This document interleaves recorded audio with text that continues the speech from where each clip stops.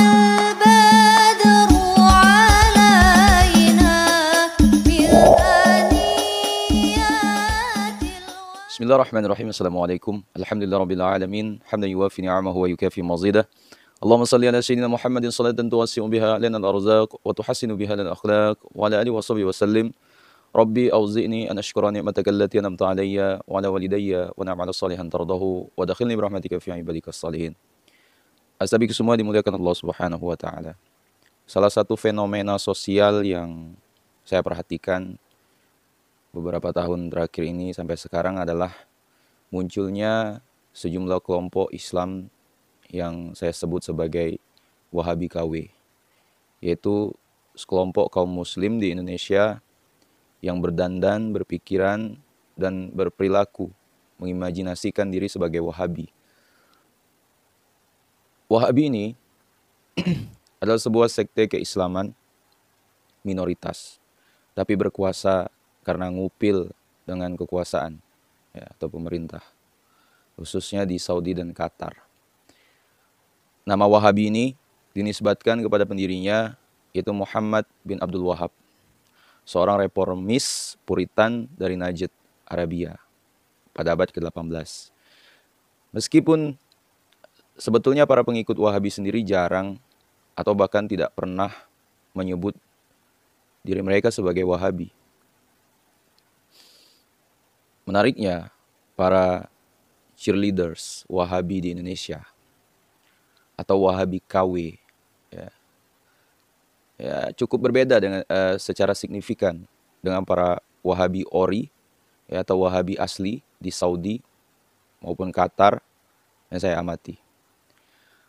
Para Wahabi KW ini saya lihat jauh lebih militan, konservatif, tertutup, puritan, intoleran, dan bahkan lebih norak, urakan, dan tak tahu diri. Dengan kata lain, para Wahabi KW ini jauh lebih Wahabi ketimbang kaum Wahabi Ori itu sendiri. Asabiku semua, misalnya saja para Wahabi KW ini setengah mati mengharamkan rokok, musik, film, atau bahkan gambar, foto, karena dianggap membahayakan eksistensi Tuhan. Ya. Musik atau film itu dipandang sebagai media perangkap setan yang membahayakan iman. Padahal para Wahabi Ori biasa saja nonton film, mendengarkan musik, dan foto-foto, dan udat-udut atau merokok. Ya tentu saja tidak semuanya. Ya. Kemudian para Wahabi KW ini juga kolot. Ya, kolot sekali sikapnya dengan kaum perempuan. Misalnya, kaum perempuan hanyalah sebatas pelayan lelaki.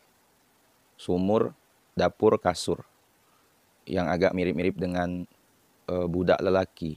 Ya, tapi bukan budak-budak dalam bahasa Malaysia. Ya. Tidak lebih, tidak kurang. Padahal di Saudi, apalagi di Qatar, pandangan laki-laki terhadap perempuan sudah sangat berubah drastis, asabiku semua. Kini, kaum perempuan di kawasan Arab Teluk sudah mengalami kemajuan sangat pesat ya, di dunia pendidikan, bisnis, pekerjaan, politik, dan sebagainya. Ya. Kaum lelaki bahkan saya amati ya, sudah merasa mulai terancam dengan eksistensi kaum perempuan di ruang publik ya, yang cukup fenomenal. Emansipasi perempuan ya kini sudah menjalar di berbagai kawasan Arab Teluk. Lalu para Wahabi KW juga antipati ya, dengan batu nisan, kuburan, ritual-ritual kematian, atau patung-patung dan peninggalan keagamaan, kesejarahan. Padahal asabiku semua, kaum Wahabi Ori biasa-biasa saja. Tidak ekstrim banget ya. Dulu berpuluh-puluh tahun yang lalu memang iya ya, mereka super ekstrim dalam hal dunia kuburan dan ritual kematian. Tetapi kini sudah mulai berubah ya. Meski ritual dan bacaannya cukup singkat ya, dibandingkan tahlilan ala Nahdiyin, ya. Tetapi sebetulnya mereka juga mendoakan orang-orang yang wafat di kuburan. Ya, mereka juga seperti menyesali perbuatan masa lalu mereka yang menghancurkan peninggalan-peninggalan kesejarahan. Kini mereka minta bantuan UNESCO untuk menyelamatkan situs-situs sejarah yang sudah porak-poranda, ya, untuk dikembangkan menjadi turisme spiritual.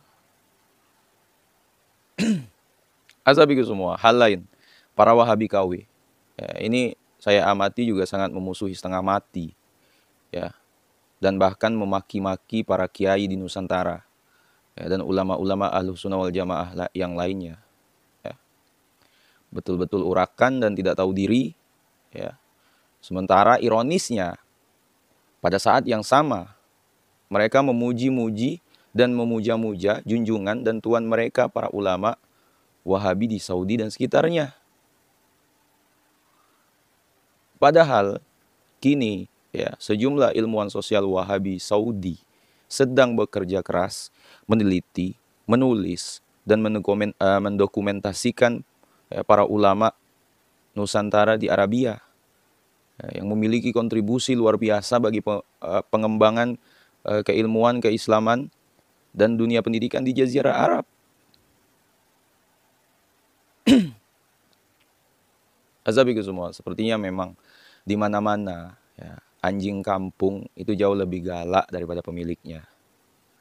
Ya, para jongos, ya, juga merasa lebih memiliki rumah ketimbang tuan rumahnya itu sendiri. Begitu pula sikap para Wahabi KW yang jauh lebih norak ketimbang Wahabi ori. Azabiku semua dimuliakan Allah Subhanahu wa taala. Mungkin itulah video kali ini yang dapat saya sampaikan. Sekiranya video ini bermanfaat, jangan lupa share kepada orang-orang yang kita cintai dan share pula ke akun media sosial kalian yang lain. Wallahu a'lam. Assalamualaikum warahmatullahi wabarakatuh.